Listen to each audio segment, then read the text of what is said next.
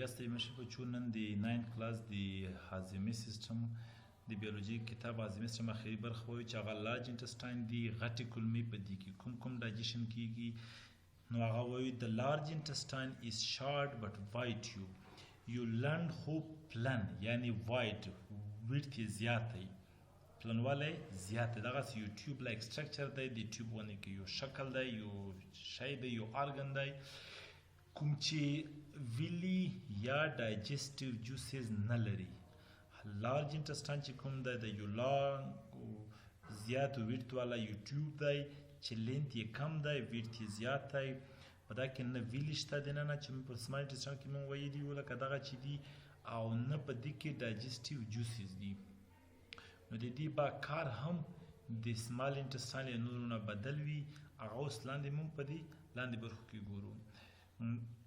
large intestine is divided into 3 parts په درې برخو باندې ویشو cecum colon او rectum cecum colon او rectum دلته ګوري یو برخه cecum دی بل rectum دی او بل colon دی په دې کې دلته اوس کلیر مونږ ګورو دا برخه چې کومه ده دته مونږ cecum وایو د large intestine د اوله برخه ده دې ته cecum وایي دویمه برخه چې کومه دغه چې دا ډیره زیاته ده اوږده ده دې ته کولن وایي او د دریمه برخه چې کومه دغه لاندې برخه ده دې ته ریکټم وایي لارج انټسټاین درې برخې لري یوه سیکم ده بله کولن ده او بله ریکټم ده نو چې کومه دا شروع برخه ده دغه سیکم ده د اوله برخه ده د وړکۍ ده دویمه برخه کولن ده د په ټول نه اوږده برخه ده د بیا مخکې بیا موږ په درې برخو باندې په درې څلور برخو باندې ویشو خو دلته موږ مربوط نه ده په هایر کلاسز کې وایو او اخري برخه چې کومه ده درېیم هغه ته ریکټم وایي چې هغه دا برخه ده سیکم هغه برخه ده چې د سمال انټسټاین د ایلیم نه چې کومه فوډ راغله هغه سیکم ته انټر شي یا سیکم بیا راشي کولن ته او په اخري کې ریکټم نه بیا دغه چې کوم چې نه هضم کیږي هغه ډوډۍ بیا خارج شي د بدن نه اوس دلته د لارج انټسټاین فنکشن څه شی دی کار یې څه دی هغه موږ وایو د لارج انټسټاین فنکشن چې کوم دی هغه هم هغه ښکاره هغه دی نورو نه بدل دی هغه اول کار یې دغه دی چې دی فوډ سټوریج کوي څه کار کوي فوډ سټوریج کوي دغه کومه ډوډۍ چې د سمال انټسټاین راغله په سمال انټسټاین کې هاضمه وشوله ګټور مواد ټول بدن ته جذب شول اوس هغه راشي لارج انټسټاین ته په لارج انټسټاین کې چې کومه ده سټور شي څه وشي اول په دې کې سټور شي په دلته کې سټور شي ځای ورته ورکړي پرته وي په دې کې او بل چې کومه تم ګټور مواد ټول بدن ته جذب شوي دي یو څه پاتې وي هغه هم دلته بدن ته جذب شي لږ څه ډېر نه لږ څه جذب کیږي پکې نور دلته پرته وي پکې په کولن کې او دلته چې کوم د لیکویډز دي پکې څه شي دي پکې د هاضمې سیستم سره مونږ ویلي دي چې مونږ اوبه هم چکو نو لیکویډ هم ورسره چکو نو هغه هم دلته ورسره روان دي چې کوم لیکویډ دي یا اوبه دي هغه هم هغه تر اوسه پر جذب شوي نه دي هغه دلته په لارج انټسټاین کې چې کومې دي هغه نه جذب شي بدن ته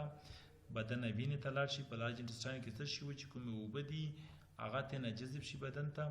او نور چې کومه ډوډۍ ده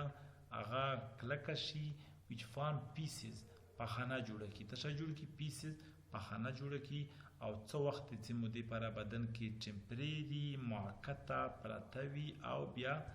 د انس د لیارې د بدن خارج شي دا چې موږ سره لارج انټسټاین بیا یو ځل ګوري لارج انټسټاین چې کوم دی لارج انټسټاین د هاضمې د سیستم اخري برخه ده په دې کې کوم هاضمه یا بل څه نه کیږي کوم مواد چې په سمال انټسټاین کې چې هضم شو ټول بدن ته جذب شول کوم مواد چې نه جذبېږي ګټور نه دی موږ ته هغه راشي لارج انټسټاین ته په لارج انټسټاین کې اول برخه سیکم ده بیا بله کولن ده اخري ریکټم ده سیکم د لیارې لارج انټسټاین ته انټر شي دلته چې کوم یو ډیره لږ ریشو کې چې کوم مواد دي هغه ګټور کوم پاتې شوي دي هغه دلته بدن ته جذب شي. نور هماغسې پراته وي پکې په دې کې چې کوم اوبه دي پکې یا لیکویډز دي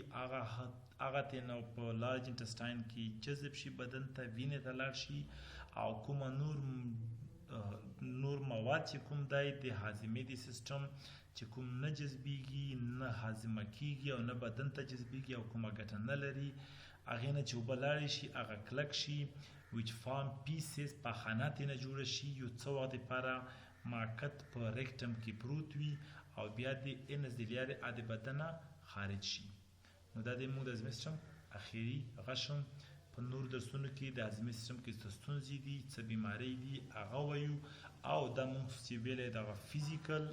ډایجېشن مو ویلی و، کیمیکل چې کوم رول اف ګلینز یا جوسز یا انزایمز دی هغه به په بل لیکچر کې وایو چې په هر برخه کې کوم کیږي هغه وایو. تر بل درس لپاره ښه وخت. مننه.